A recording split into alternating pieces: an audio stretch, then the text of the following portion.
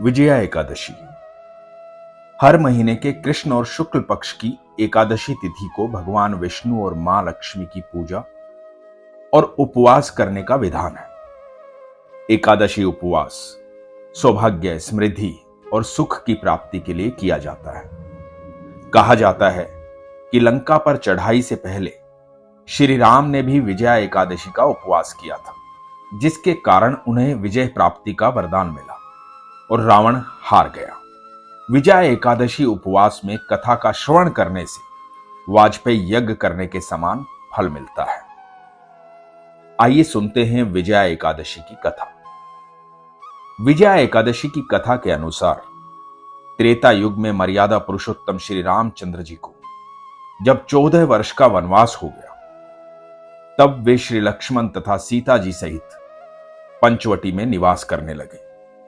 वहां पर दुष्ट रावण ने जब सीता जी का हरण किया, तब इस समाचार से श्री रामचंद्र जी तथा लक्ष्मण अत्यंत व्याकुल हुए और सीता जी की खोज में चल दिए। घूमते घूमते जब वे मरणासन जटायु के पास पहुंचे, तो जटायु ने उन्हें सीता जी का वृतांत सुनाया और उसके बाद जटायु स्वर्गलोक चले गए। कुछ आगे जाकर उनकी सुग्रीव से मित्रता हुई और उन्होंने बाली का वध किया।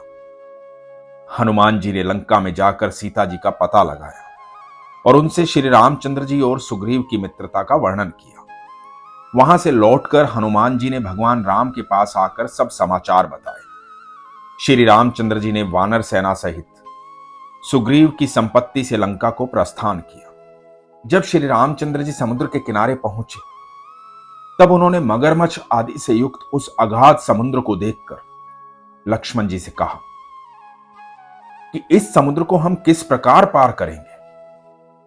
श्री लक्ष्मण जी ने कहा, हे पुराण पुरुषोत्तम, आप आदि पुरुष हैं, सब कुछ जानते हैं।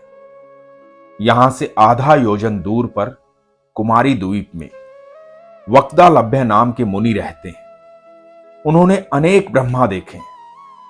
आप उनके पास जाकर इसका उपाय पूछिए। लक्ष्मण जी के इस प्रकार के वचन सुनकर श्री रामचंद्र जी वक्दालभ्य ऋषि के पास गए और उनको जाकर के प्रणाम किया। मुनि ने देखा कि मनुष्य रूप धारण किए हुए पुराण पुरुषोत्तम उनके सामने बैठे हुए। उनसे पूछा, हे राम, आपका आना कैसे हुआ? रामचंद्र जी कहने लगे, हे ऋषि, मैं अपनी सेना सहित यहां आया हूं और राक्षसों को जीतने के लिए लंका जा रहा हूं। आप कृपा करके समुद्र पार करने का कोई उपाय बतलाइए। मैं इसी कारण आपके पास आया हूं। वक्दालभ्य ऋषि बोले कि हे राम, फाल्गुन मास के कृष्ण पक्ष की एकादशी का उत्तम उपवास करने से निश्चय ही आपकी विजय होगी। साथ ही आप समुद्र पार भी कर पाएंगे। हे राम, यदि आप इस उपवास को सेनापतियों सहित करोगे तो आपकी विजय निश्चित है। अतः हे राजन, जो कोई मनुष्य विधि पूर्वक इस उपवास को करेगा, दोनों लोकों में उसकी विजय अवश्य होगी।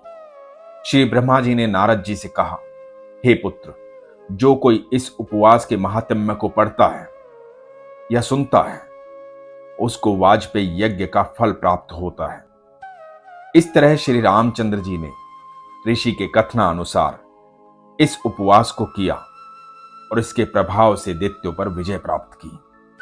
हरे कृष्ण।